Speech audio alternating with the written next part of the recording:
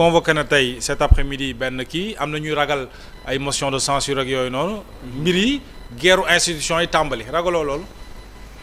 bon man je ne pense pas que guerre institution war fi mën a am parce que tey jii nii tey ñëpp xam nañ que ni boo nekkee ci entreprise wala nga mën nekk fenn tey entreprise wala société wala état lu mënti doon ay procédure lay doxee. donc procédure yooyu noonu tey nga nekk ci biir nga nekk yow Mouhamed biir Sen TV ñu ne la lii mooy règlement intérieur lii mooy sa procédure sa émission lii la war a doxee mais boo ko lajjee tey sa supérieur hiérarchique am na droit woo la. recadré la bien sûr.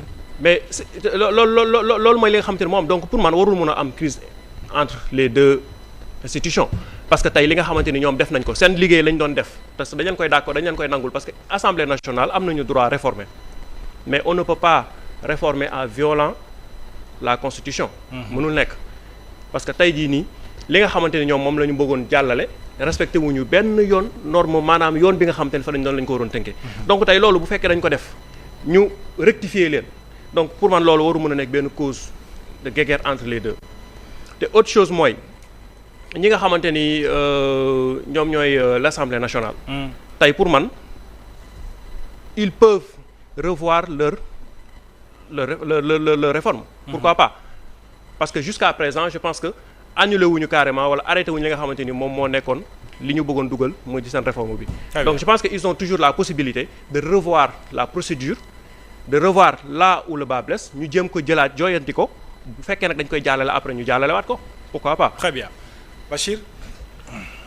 waaw xam nga nag réforme bi daal c'était une tempête dans un verre d'eau. te it lu mag ñi daan wax gone gu yaruwul xaal ko si taatu daal la. Baadu. kese. te sama ndonga raison gis naa seen benn mbokk waa CCR Yaya Sy ne leen Azoura Fall ak Cheikh Bara Ndiaye ak Lamine Daaru ñoo leen bindal seen i texte moo tax saa yu ñu demee conseil constitutionnel ñu dàq leen. muy commencé bëgg bëri nag. waaw. loi sur l'interprétation de la loi d'amnistie. nga dem ñu ne baaxul. ñu indi fi loi CNRM bu ñu doon def sur les médias nga dem ñu ne baaxul. sa propre règlement intérieur nga yóbbu ko assemblée ñu ne baaxul. bii yoon dañ la ne yoon wi nga jël moo baaxul. te nag droit nag mooy wax leen Aliou quand la forme n'y est pas on ne regarde pas le fond. loolu droit la mooy maanaam boo ko doon misaal conseil constitutionnel ne seen julli baaxul ndaxte seen njàpp setul. c'est ça. seen julli baaxul parce que seen njàpp setul. jeex na. wala jàpp leen. wala jàpp leen wala seen njàpp li baaxul wala jàpp leen loolu rek la tekki kon dañ fi nekk di werante ndax waaw julli bi ndax mot na ñaari ràkk ndax motu ràkk non jaratu ko nañ xool njàpp li. ca départ wa. voilà fii dafa am nag ñaari question yu ñu réglé parce que benn bi amoon na c'est une jurisprudence constante xëy na sàmm nag da koy fàtte mais amendement ñaajaar seen dégg nañ ko fi Sénégal. effectivement. 1998 dañuy changer code électoral Abdou Diouf bëggoon yokk nombre députés yi mais ñemewu ko woon assumer parce que en ce temps-là on avait 120 députés. ñu dem assemblée nationale ñaajaar seen dugal amendement ñu yokk nombre de députés yi de 120 à 140 député PDS yi dem recours conseil constitutionnel annuler loi bi parce que constitution moo ne député yi am ngeen initiative parlementaire am ngeen initiative modifier loi am ngeen initiative def ay proposition de loi mais chaque fois que vous aurez fait une proposition de loi bu am incidence financière bu ngeen di voter loi bi dugalal leen si les mesures yi fi ngeen wax fan ngeen di jëlee xaalis bi yow nga bëgg a créer cour constitutionnel nga bëgg a créer cour constitutionnel nga bëgg a créer CENI nga bëgg a yokk protection droit des femmes ak des enfants ak da xaw ma leneen ak leneen loolu yëpp mu doon ay mesures à caractère financier et budgétaire yow nga toog nga ne non non non amul dara lu yokk mais conseil constitutionnel loolu la leen rappeler muy benn texte bi loolu bokk na ci faiblesse yi ñaareel bi te mu ëpp solo moo di ni tey conseil constitutionnel won na Diomaye ni assemblée bi mënatu ko bloquer. Et c'est ça la leçon à retenir. Ok. Parce que l'une des raisons qu'on a évoquées pour supprimer ou déclarer inconstitutionnelle cette loi, c'est le non-respect du vote bloqué. Parce que conseil constitutionnel en toute loi le vote bloqué arme gouvernement la en toute loi.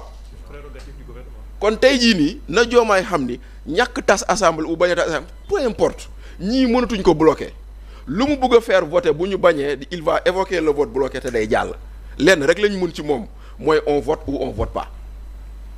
kese loolu rek lañ ko mën a léegi on vote ou on vote pas te nag. mënatoo si ñoom dara vote bloqué jeex na on ne peut plus l'évoquer en disant que non lii wala parce que xam nga gars yi des fois dañuy jéem a dox tafu xelu nit ñi. wax lu amul wala dugg ci yoo xam ne c'est pas prévu.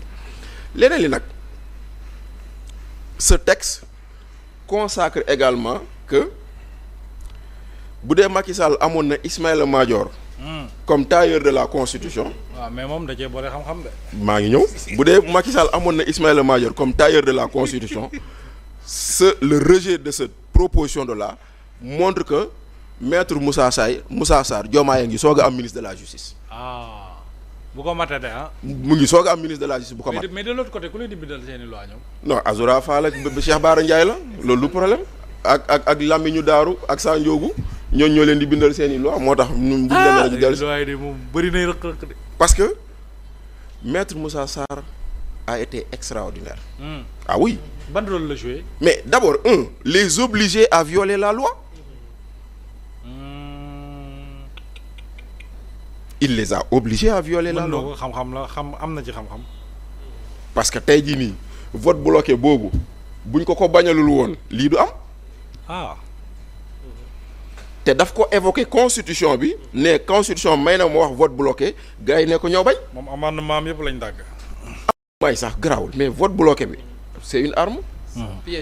mais piège là en soulevant le vote bloqué il les a obligés à violer la loi te moom seen requête bi loolu la fa teg mu ne j'ai évoqué l'article 83 xaw ma je crois waaw j'ai évoqué l'article 83 alinéa 4 ñu bañal ma ko c'est une violation de la loi moo tax seen requête bii ils n'ont pas fait une requête sur le texte ils ont fait une requête sur la procédure.